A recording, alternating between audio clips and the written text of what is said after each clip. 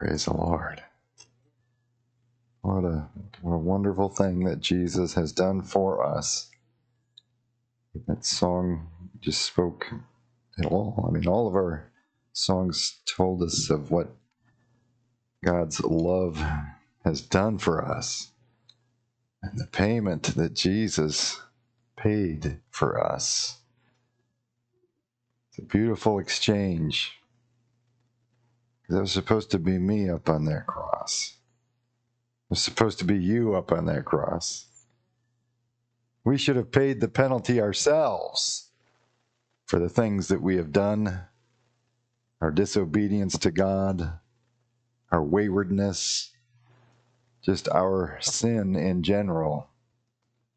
But Jesus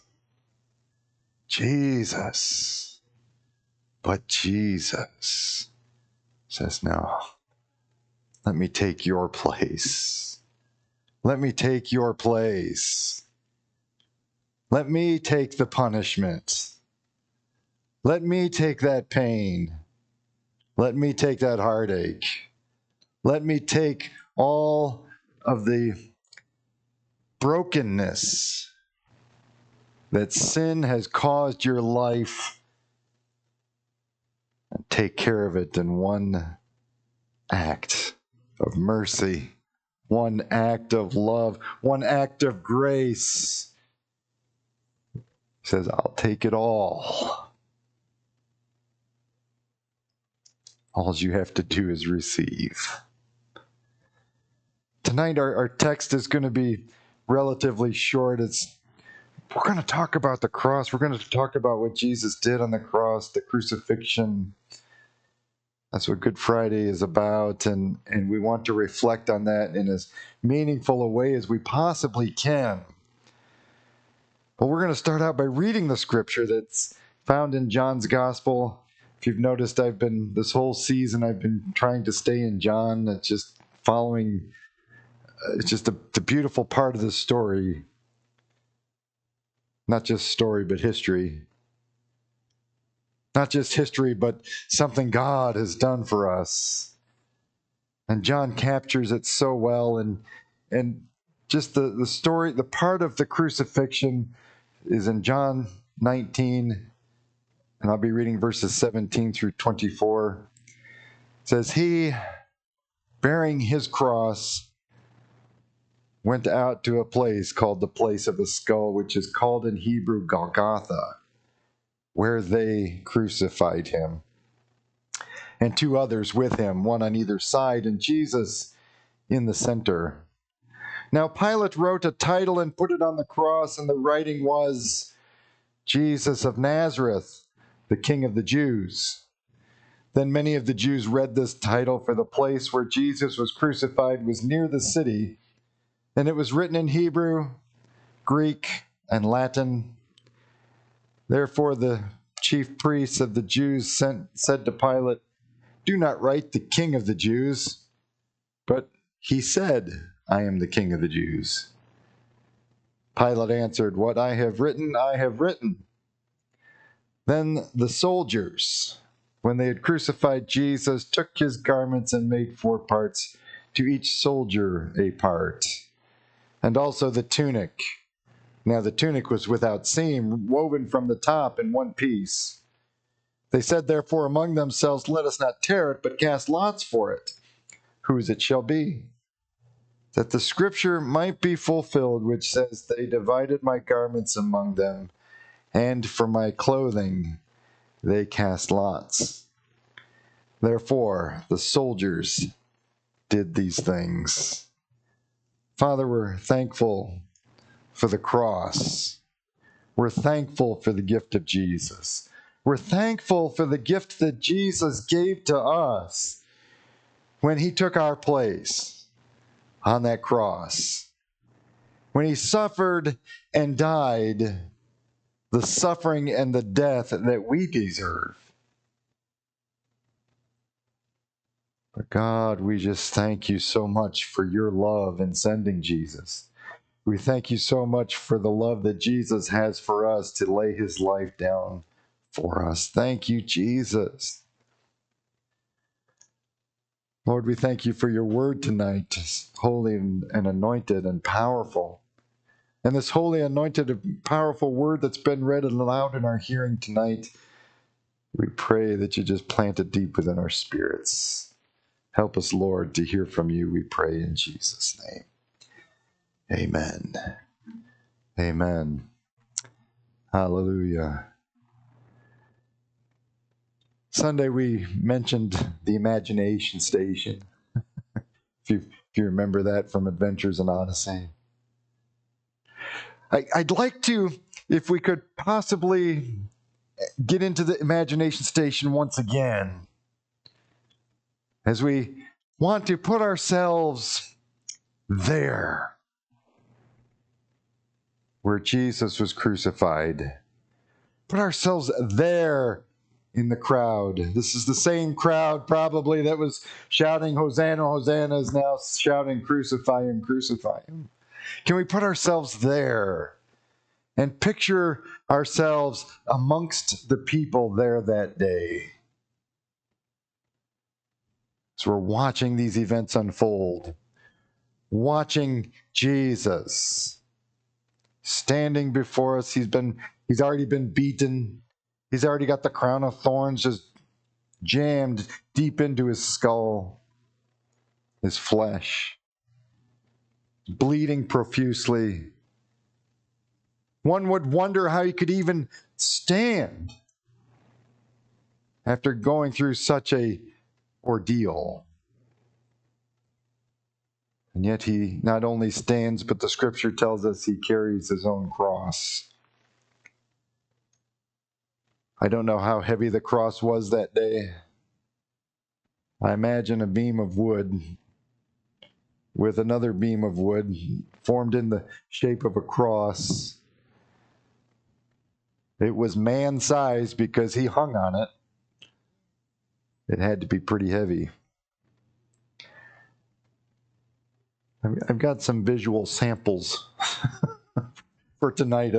Just a visual rendering. This isn't a cross by any means, just a chunk of 4x4.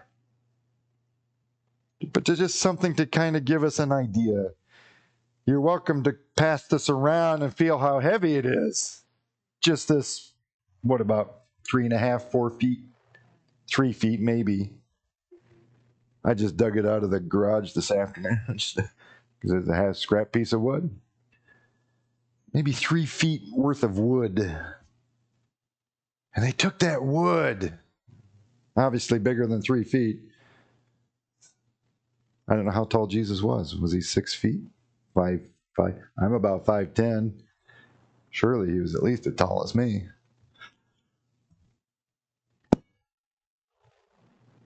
Can you imagine a cross? Let's say I don't even know how high they put him. Let's just say for argument's sake, it was a 10-foot beam going up and down.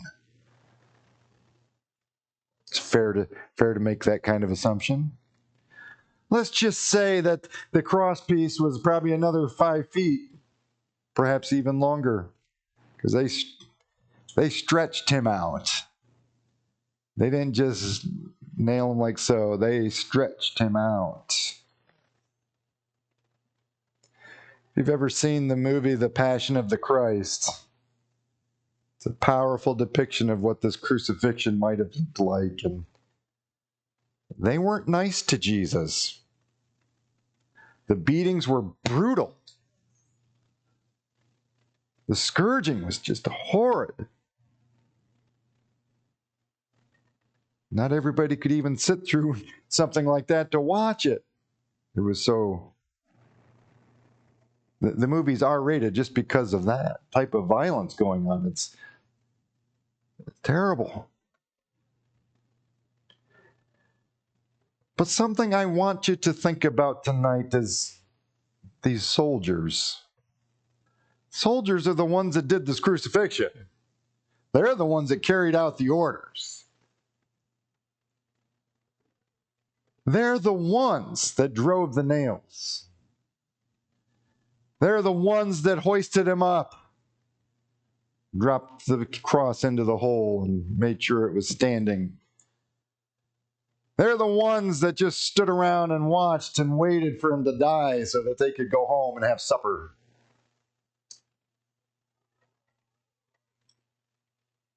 They didn't care who this guy was on the cross.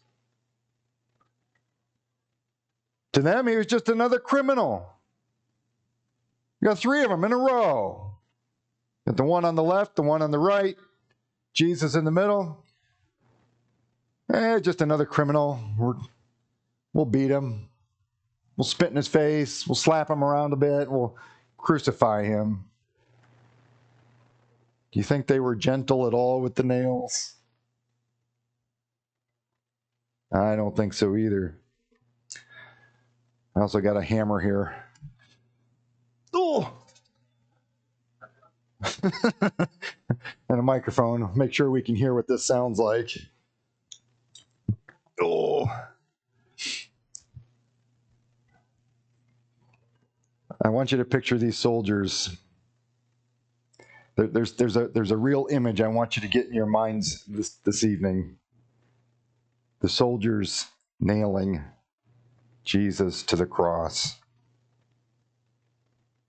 It stands to reason that they would have had to lay this cross down on the ground in order to do this work of nailing. I want you to see something. And if I could just ask perhaps a rhetorical question, or if you care to answer, that's okay. Do you think the soldiers nailed it like this? Bend over.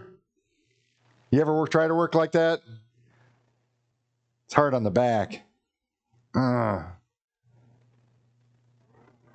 When the soldiers took the hammer in their hands, this is the picture I want you to see. They had to kneel down at the cross. The soldiers had to kneel down at the cross. They had to kneel before Jesus. These soldiers that didn't think Jesus was anything more than another criminal. They had to bend down. They had to kneel down before him in order to nail through his hands, in order to nail through his feet. The soldiers were kneeling before Jesus. It's a powerful image when you think about it. Soldiers, the ones crucifying Jesus, are the ones kneeling before him to nail. Can you hear that okay? I wanted it extra loud for a reason. I wanted it to be heard on the broadcast also, so I hope it's coming through okay. I don't know what it's going to sound like. Our software sometimes does funny things with funny noises. You might be thinking, Pastor, are you going to get up? I'm thinking, I don't know. I'll get up, I'm sure. I just got to park down here for a minute. I don't know that I've ever preached a message on my knees. So it's not beyond me. I might stay down here for a minute. We want to say that it was the soldiers that crucified Jesus. But was it really the soldiers that crucified him? Could it have been Pilate? Isn't he the one that ordered it all? Could it have been the Pharisees? They were the ones inciting the people. Could it have been the people themselves? Because they were saying, hey, crucify him. Rid the earth of this man. We no longer want to hear from him. We don't want to see him do miracles. We don't want to see him help anybody anymore. Put him out of his misery. I'm going to tell you who really crucified Jesus. I did. You did. Colossians 2:14 talks about our sins being nailed to the cross with Jesus. Yes. Scriptures tell us when we give our lives to Jesus, we crucify the old man. Our sins, put him on the cross. our sins nailed to the cross with him. He took our sins upon him and nailed every single sin to the cross. I don't know what all your sins may have been. Certainly not going to tell you what all mine are. But if we could just generalize some sins and say, these might fit you, they might not. What are some sins? Hate, nailed to the cross. Resentment, nailed to the cross. Lust, nailed to the cross. Adultery, nailed to the cross. Stealing, nailed to the cross. You can help me if you got any others. Murder, nailed to the cross.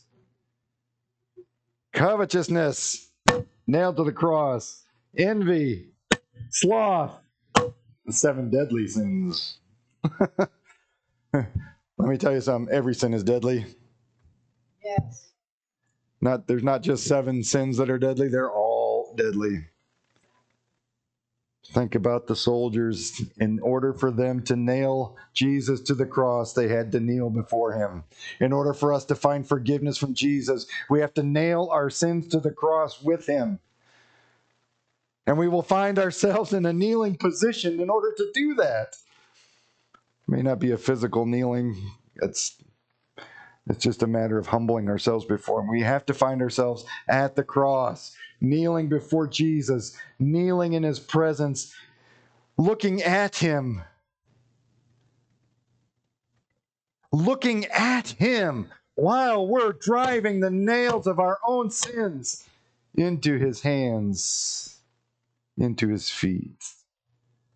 Looking at Jesus eye to eye. That might make you cry, Brother Dave. That really might. When you really think about what really was holding Jesus on the cross, what really was being nailed to the cross that day, it was my sins, your sins, nailed to the cross. You hear the sound of the hammer. Perhaps it brings back a flood of memories of what your past may have been like. We're so blessed to know that whatever our past was like, because of this, we're forgiven. Because of this, we don't have to bear that shame anymore. Because of this, we're no longer looking Jesus in the eye while we're nailing our sins. We're looking into Jesus in the eyes and simply with love and admiration and thanksgiving, we're saying, thank you, Lord. You've done such a wonderful thing for me. I no longer have to be the old guy. Now I'm a new creation, a new creature. My sins were nailed to that tree. Here's something else to think about. After Jesus died, they took his body down off the cross. He had already cried out, "It is finished." The plan was completed. Sin was atoned for. Every sin that we nailed him to the cross with is now forgiven.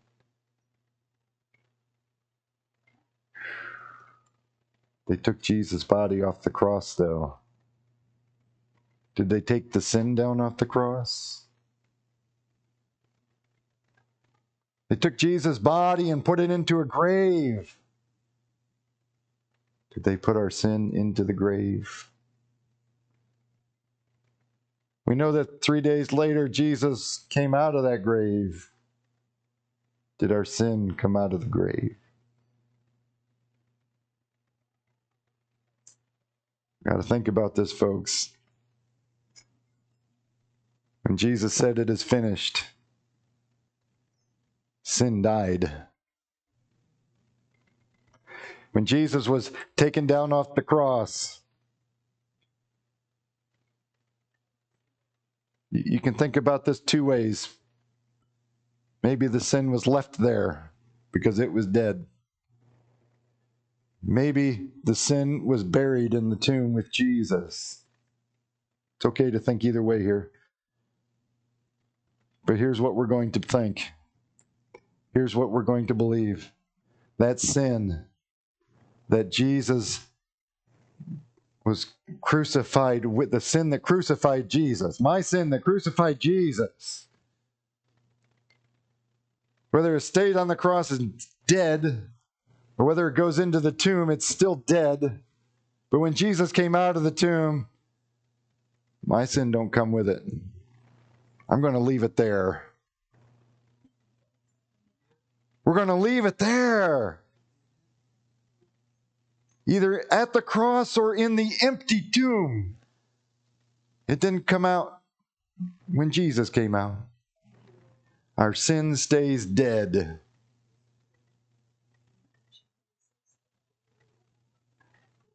What does that mean?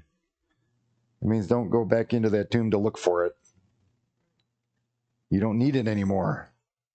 You don't need that sin anymore. You don't need any of it anymore. We just need the new life that Jesus has given us. Hallelujah. Verse 18 says they crucified him. It's talking about the soldiers. Verse 23 says, then the soldiers, when they had crucified Jesus, and then in the last verse we read, the last sentence says, therefore, the soldiers did these things. What is it about these soldiers? Well, one, they were Romans.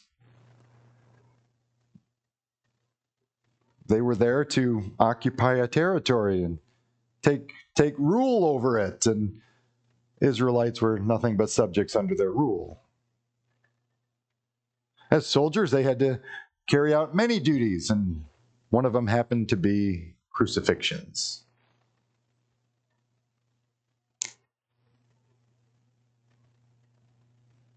One thing I kind of think might have happened that day. We know that there was a centurion that declares, surely this was the Son of God.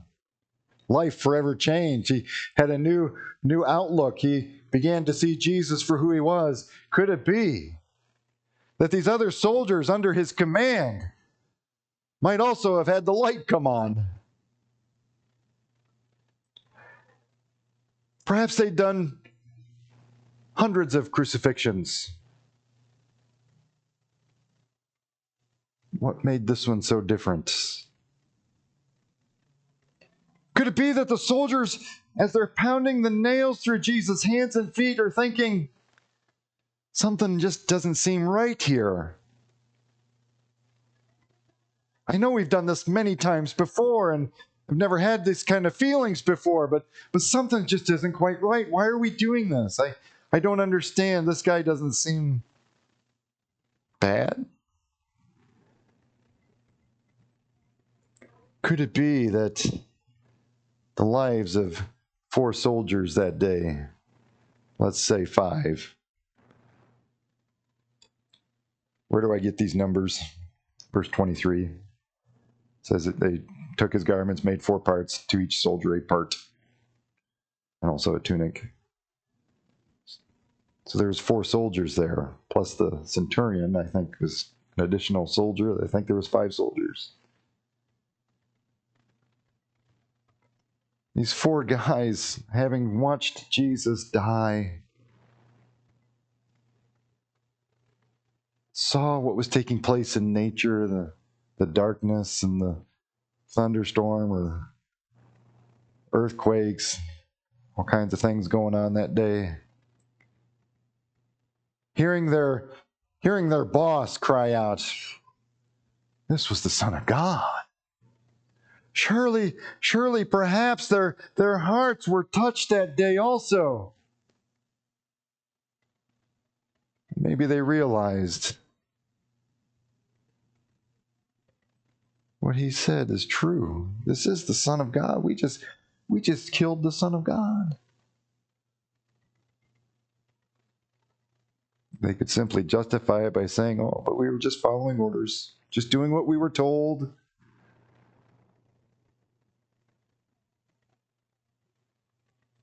Wouldn't it be wonderful if those soldiers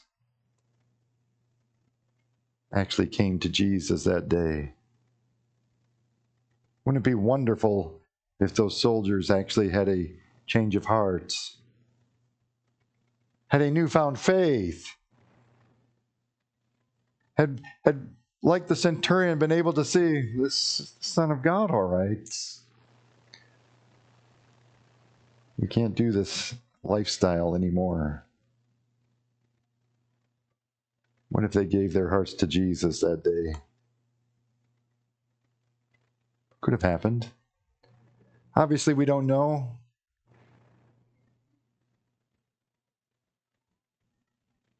But the real question is, do you hear the sound of the hammer? Are you hearing the sound of the hammer? Because the sound of the hammer is the sound of my sin being crucified. The sound of the hammer is your sin being crucified. The sound of the hammer is our old life being crucified. And praise God, we know that the new life is here. We don't just kill an old person, the old man. We see the new come to life. That's why Jesus said you must be born again, because there's a new life for us. That's why Jesus said, you gotta take up your cross and follow me.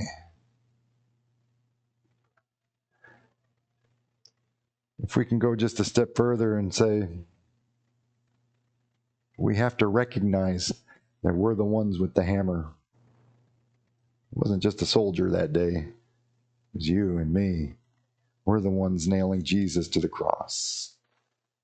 Do you hear the sound of that hammer? I think in our lifetimes we've probably heard the sound of many hammers hitting many different types of nails and spikes and such. Especially like the sound of hammers on the roofs when they're got these automatic nail guns. They just pop, pop, pop, pop, pop. They're putting in the new roof. It's a distinguished sound that you know exactly what is happening. I encourage you to listen to the sound of the hammer. It's a distinguished sound, and you can know exactly what's happening. The sound of the hammer is the sound of the old man dying. The sound of the hammer is the sound of my sins being crucified. The sound of the hammer is the sound of hope. The sound of the hammer is also the sound of life. The sound of the hammer is the sound of forgiveness.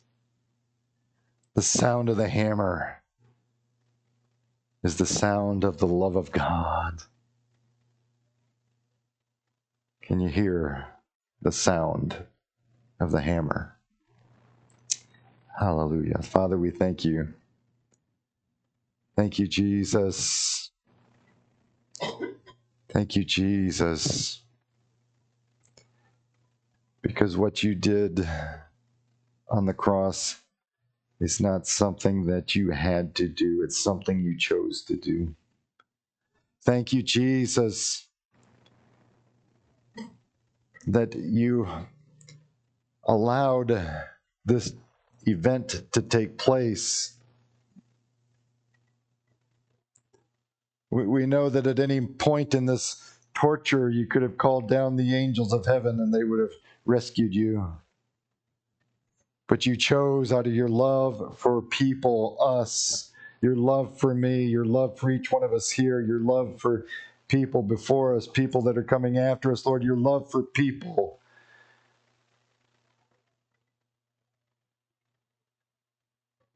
Is what kept you there. allowed them to do unspeakable things, stretch you out over a cross and begin the hammering, the nailing. Lord, may we hear the sound of the hammer tonight.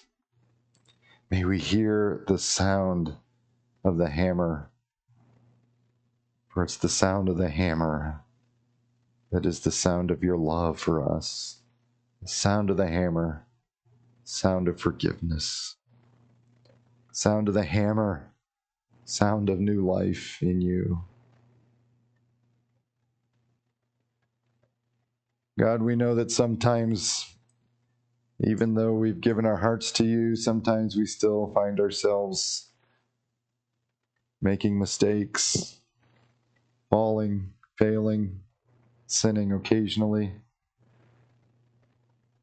God, may we never